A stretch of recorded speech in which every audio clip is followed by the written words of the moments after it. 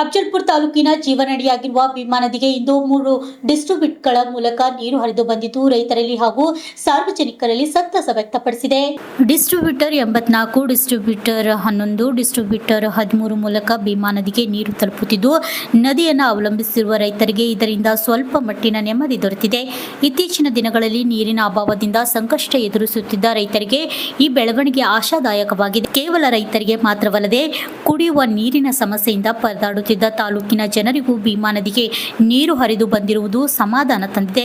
ನದಿಯಲ್ಲಿ ನೀರಿನ ಹರಿವು ಆರಂಭವಾಗಿರುವುದರಿಂದ ಮುಂದಿನ ದಿನಗಳಲ್ಲಿ ನೀರಿನ ಲಭ್ಯತೆ ಸುಧಾರಿಸುವ ನಿರೀಕ್ಷೆ ವ್ಯಕ್ತವಾಗಿದೆ. ಈ ಕುರಿತು ಕರ್ನಾಟಕ ಕಬ್ಬು ಬೆಳೆಗಾರ ಸಂಘ ಹಾಗೂ ಸ್ವಾಭಿಮಾನಿ ಕಬ್ಬು ಬೆಳೆಗಾರ ಐಕ್ಯ ಹೋರಾಟ ಸಮಿತಿ ಅಫಜಲ್ಪುರ ತಾಲೂಕು ಘಟಕ ಪ್ರಕಟಣೆ ಹೊರಡಿಸಿದ್ದು, ಶಾಸಕರು ನೀಡಿದ ಭರವಸೆಯಂತೆ 3 ಡಿಸ್ಟ್ರಿಬ್ಯೂಟರ್ಗಳ ಮೂಲಕ ಭೀಮಾ ನದಿಗೆ ನೀರು ಹರಿಸುವ ಕಾರ್ಯ ಯಶಸ್ವಿಯಾಗಿ ನಡೆದಿದೆ.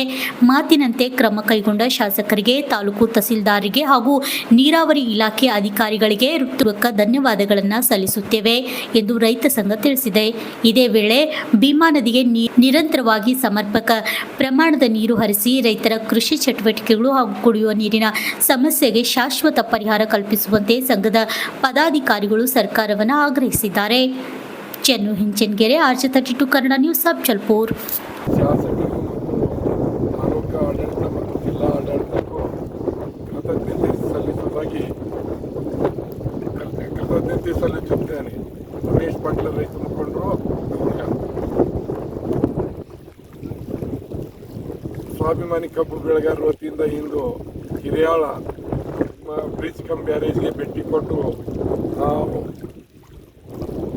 ಮೊಳಗಾನೂರ ಡಿಸ್ಟ್ರಿಬ್ಯೂಟರ್ 84ರಿಂದ ಇಂದು ನೀರು ಭೀಮಾ ನದಿಗೆ ತಲುಪಿದೆ.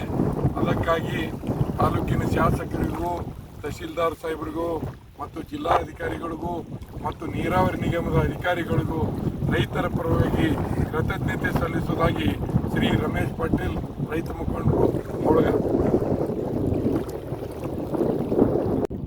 ಎಲ್ಲ ಅಫಜಲ್ಪುರ ತಾಲೂಕಿನ ಎಲ್ಲ ಆತ್ಮೀಯ ರೈತ ಬಂಧುಗಳೇ, ಇಂದು ಮೊಳಗಾನೂರ 84ನೇ ಡಿಸ್ಟ್ರಿಬ್ಯೂಟರ್ನಿಂದ ಬೆಳಕಿಯ ಹಳ್ಳಕ್ಕೆ ಬಂದು ಏನು ಕಾಲುವೆ ಮುಖಾಂತರ ಬಂದಂಥ ನೀರು ಇವತ್ತು ಭೀಮಾ ನದಿಗೆ ತಲುಪಿದೆ.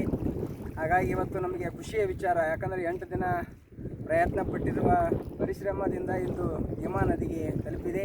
ಇಂದು ರಾತ್ರಿ ಬಹುಶಃ ನಾಳೆ ಮುಂಜಾನೆ 6 ಗಂಟೆವರೆಗೆ ಭೀಮಾ ಏನು ಸೊನ್ನ ಬ್ಯಾರೇಜಿಗೆ ತಲುಪುವ ಒಂದು ಚಾನ್ಸಸ್ ಇದೆ. ಹಾಗಾಗಿ ನಿಜವಾಗಿಯೂ ಖುಷಿಯ ವಿಚಾರ ಅಂತ ನಾವು ಈ ಸಂದರ್ಭದಲ್ಲಿ ಹೇಳ್ಬೋದು. ಇದರಿಂದ ಸಾಕಷ್ಟು ರೈತರಿಗೆ ಇಲ್ಲಿ ನೋಡಿದ್ರೆ ಹಿರಾಳ ಮಾರಿ ಮುಂದೆ ನಾವು ನಿಂತಿದ್ದೀವಿ. ಹಿರಾಳ ಬ್ರಿಡ್ಜ್ನಲ್ಲಿ ನಾವು